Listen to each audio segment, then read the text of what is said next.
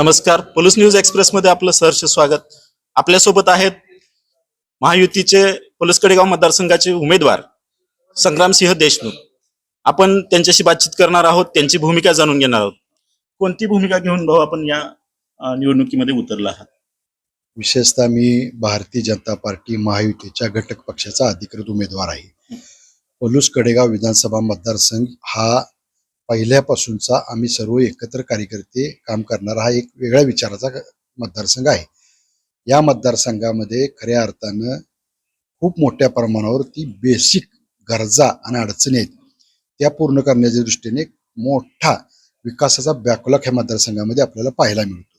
आणि तो सगळा पूर्ण करण्याच्यासाठी विविध योजनेच्या माध्यमातून या मतदारसंघाला विशेषतः पलूस तालुक्याला नगरपालिकेचा कार्यक्षेत्र असेल, ग्रामीण भागाचं कार्यक्षेत्र असेल, या ठिकाणी बऱ्याच सुविधा देण्याची आवश्यकता आहे, ज्या गरजेच्या आहेत, जे इतर मतदारसंघामध्ये आपल्याला पाहायला मिळतात. त्या सगळ्या देण्यासाठी एक विकासात्मक भूमिका घेऊन आम्ही या ठिकाणी उमेदवारी करतो. आता मला सांगा, नुकताच त्यांचा जो अर्ज भरण्याचा जो सभा झाली त्याच्यामध्ये आपल्यावर बरेच आरोप झाले. त्या आरोपांकडे आपण कशा पद्धतीने बघता? त्यांनी त्यांच्या संस्काराप्रमाणे टीका करावी, त्याला फार महत्व आम्ही देत नाही. विशेषतः मला या जिल्ह्याच्या बाबतीमध्ये, ह्या जिल्ह्याचा इतिहास आहे. हा जिल्हा तसा पाहायला गेलं तर स्वर्गीय वसंतदादा यांच्या नेतृत्वाखाली काम करणारा, स्वर्गीय राजाराम बापू असतील, यशवंतराव चव्हाण साहेबांचा पण जन्म ह्याच जिल्ह्यामध्ये देवराजकडे गावामध्ये झाला. त्यांनी ज्या पद्धतीने टीका केली ती टीका विशेषतः त्याच्यामधला आमच्या दृष्टीने किंवा आम्हाला आमच्या मनाला लागलेली भूमिका एक आहे की त्यांनी ज्या खऱ्या अर्थानं स्वर्गीय जी.डी. बापू लाड ज्यांनी क्रांतीवीर म्हणून जी भूमिका घेतली आणि आज जी मायबाप दिसत आहेत त्यांना संरक्षण देण्याची जी भूमिका त्या काळामध्ये घेतली, अशा प्रचंड मोठ्या व्यक्तीच्या संदर्भामध्ये अरुणांना असतील त्या कुटुंबावरती त्यांनी टीका करणं किंवा माझ्याशी गाठ आहे असं म्हणणं, हा त्यांनी त्यांच्या संस्काराप्रमाणे टीका केली, पण ती जनतेला मानवणार नाही, आम्हाला ती मान्य नाही, आम्ही त्याचा निषेध करतो. कोणतं विजन घेऊन या मतदारसंघामध्ये आपण ही निवडणूक लढवत आहात? या मतदारसंघामध्ये विशेषतः मी जिल्हा परिषदेचा अध्यक्ष असताना ग्रामीण भागामध्ये, शहरी भागामध्ये पिण्याचे पाणी, स्वच्छ पाणी मिळालं पाहिजे, आरोग्याची व्यवस्था, दवाखान्याची सेवा सुविधा असली पाहिजे, गावागावामध्ये विविध योजना ग्रामपंचायतीच्या माध्यमातून गावाची रचना कशा पद्धतीने असावी, बेसिक शिक्षण हा जिल्हा परिषदेच्या शाळेमध्ये घेतात, गरिबाची मुलं घेतात, ते अत्यंत मॉडेल स्कूल खाली घेऊन त्याच्यामध्ये दर्जा सुधारवण्याचा आम्ही प्रयत्न केला. या विशेषतः पलूस तालुक्यामधले जे रस्ते ग्रामीणला होते त्याची दर्जोन्नती केली, ते राज्यमार्ग केले, काय राष्ट्रीय मार्ग केले, आणि केंद्र सरकारच्या माध्यमातून, महायुतीच्या सरकारच्या माध्यमातून या तालुक्यामध्ये 2-2 हायवे जाताना आपण पाहतोय. त्या हायवेचा भविष्य काळामध्ये मोठ्या प्रमाणावर उद्योजकांना त्या ठिकाणी मदत झाल्याशिवाय राहणार नाही, अशी परिस्थिती विकासाच्या दृष्टीने आहे. राहिला बाग शहराच्या बाबतीत पोलूसच्या आपण पाहायला गेलं तर प्रचंड मोठ्या प्रमाणावरती या ठिकाणी विकासापासून हे शहर बाजूला राहताना आपण पाहतोय. एक गुंठा शिल्लक जागा नाही की जिथं आमचा या शहरातला, ह्या गावातला, ह्या प्रमुख तालुक्यातला एकही उद्योजक या ठिकाणी व्यवसाय करायला जाईल तर त्याला जागा मिळत नाही. दर पाहता कुणी त्या ठिकाणी खरेदी करून काय उद्योग उभा करायला अशी परिस्थिती नाही. ह्या जागा कुणी घेतल्या हा खरा प्रश्न आहे.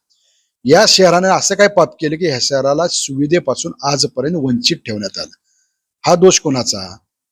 हे जर काम करायचं असेल तर मी अध्यक्ष असताना त्यावेळच्या 11 गावाची एक योजना होती कुंडल प्रादेशिक, त्या कुंडल प्रादेशिकचं पाणी आजही पलूस शहर घेतं, आजही किर्लोस्करवाडी, रामानंद नगर ही सगळी गावं या पाणी घेतात.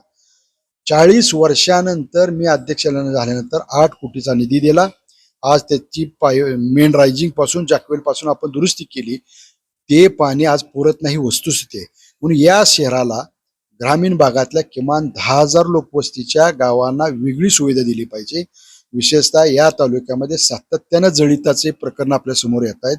शेतकऱ्याची मुलं व्यवसाय करतात आणि त्यांची मोठेच्या मोठे व्यवसाय काय शॉर्ट सर्किट झालं, काय अपघात घडला आणि जळीत होते, साधं त्यांना विझवण्यासाठी नगरपालिकेची व्यवस्था असण्याची आवश्यकता आहे. तशीच या ठिकाणी अग्निशामक सुद्धा पाहायला मिळत नाही.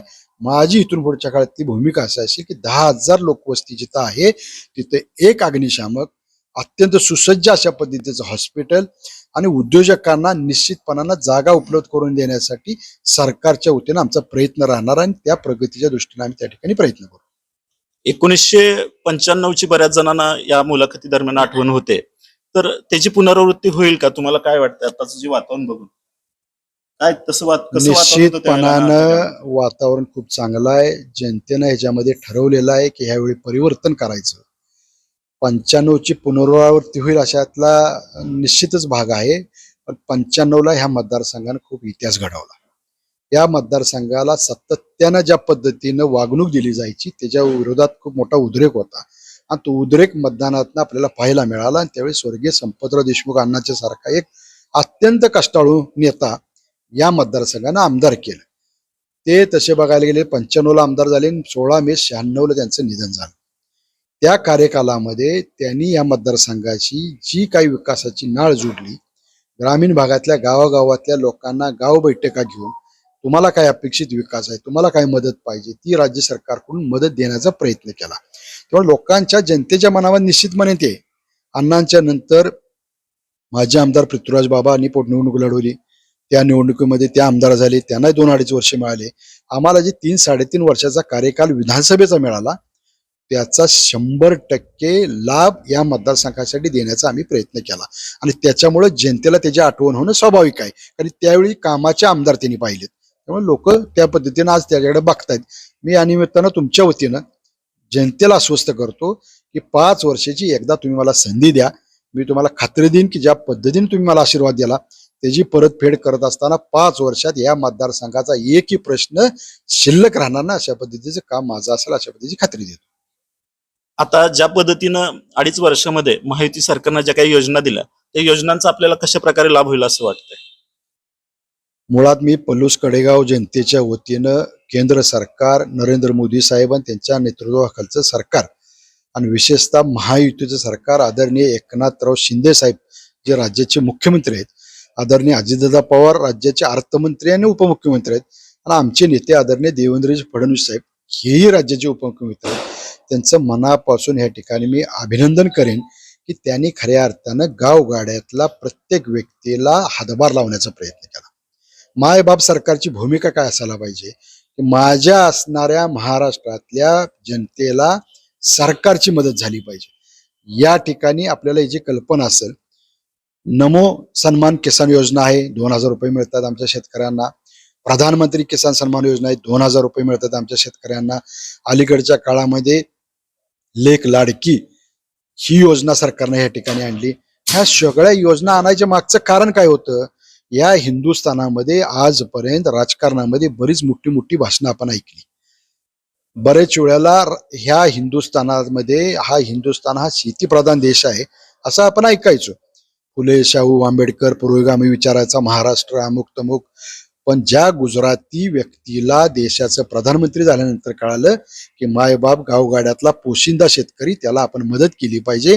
आज ह्या सरकारच्या वतीने या देशातला एकही घटक, या महाराष्ट्रातला एकही घटक आणि विशेषतः माझ्या पलूस कडेगाव तालुक्यातला एकही व्यक्ती उपाशी राहणार नाही अशी मोफत रेशनिंगच्या मार्फत अन्न धान्य देण्याचा ऐतिहासिक निर्णय ह्या सरकारने घेतला. कोरोना काळामध्ये जगात हाहाकार झाला, पण या देशानं तो करोना काळही पाहिला, अत्यंत व्यवस्थित हाताळला. त्याच्याही पलीकडे जाऊन मोफत लसीकरण देऊन या देशातल्या नागरिकांना एक मदत करण्याची भूमिका या सरकारने घेतली आणि म्हणून मला त्याचा अभिमान आहे की ह्या सरकारने केलेल्या योजनेचा प्रत्येक व्यक्तीला लाभ झालाय. त्यामुळे ह्या उद्याच्या निवडणुकीला या सरकारच्या कामाच्या प्रती लोक मतदानातून आशीर्वाद दिल्याशिवाय राहणार नाहीत. धन्यवाद भाऊ, आमच्याशी बातचीत केल्याबद्दल. पाहत रहा पलूस न्यूज एक्सप्रेस.